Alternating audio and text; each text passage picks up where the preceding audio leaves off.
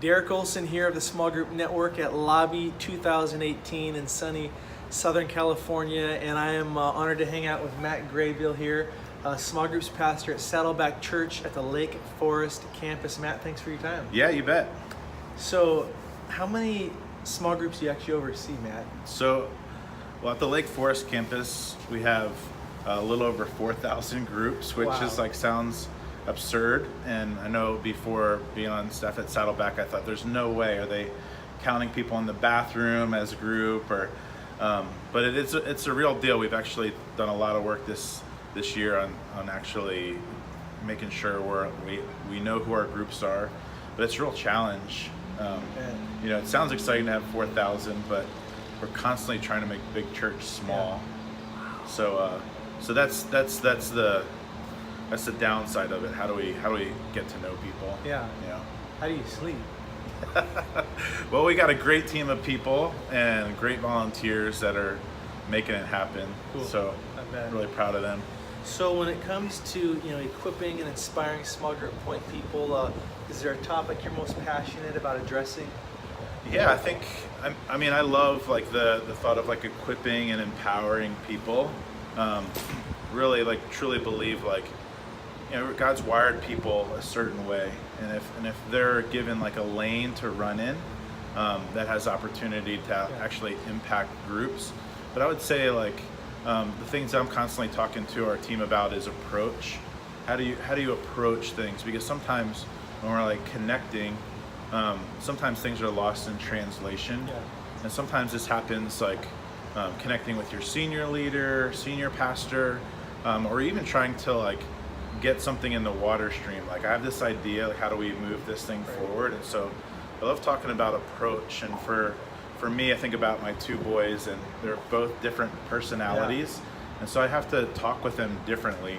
And it's not to say hey, any one way is the right way, but we tend to look at people the same and say, okay, I have this thought, I'm going to do this, but they might not even hear it because of your approach. So I know for my oldest son, if we need to have a challenging conversation, we need to go for a walk and be side to side.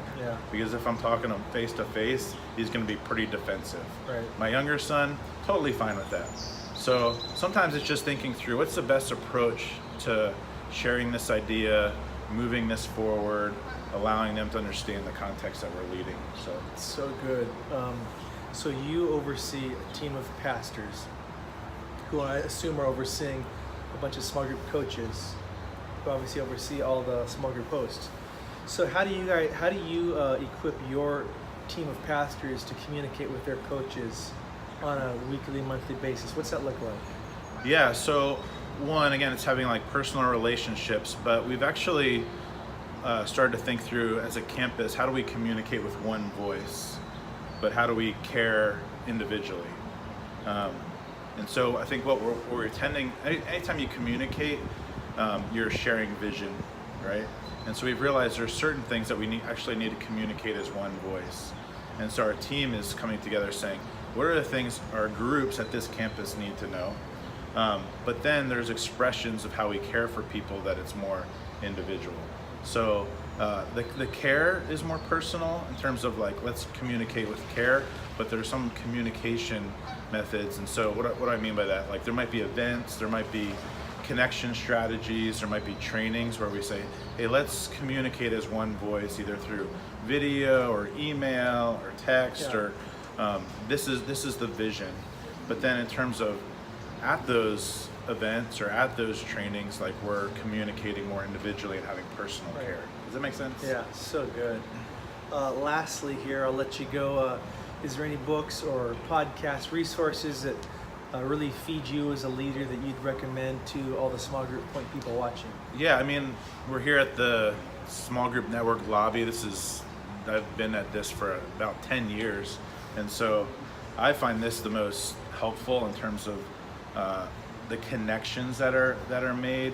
And so it's super helpful to be able to call up another pastor and say, hey, have you tried this? And I was just recently connected with a pastor from Montana and said, hey, have you come across this? And so those huddles are really important. I'll give a shout out to that.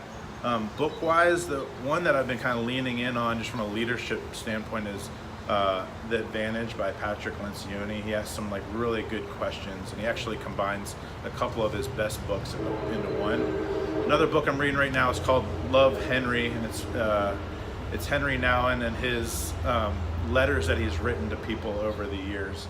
And what I find that fascinating is it's kind of unedited Henry, and you're seeing how he's connecting and caring for people. And I think in groups we tend to find a lot of like difficult questions or hard circumstances of life, and how do you navigate that? Like, you know, and so if a group leader's come in saying, hey, this is going on in my group, there's care that needs to happen, right? But like, how do you navigate that with like love and care? And it's pretty cool just to read through how he's interacting with people around really difficult conversations. Well, thanks for those recommendations. Yeah, you bet. Thanks for your time. To those watching, subscribe to our YouTube channel, share this video if it encouraged you, and thanks again, Matt. Yeah, thanks, man.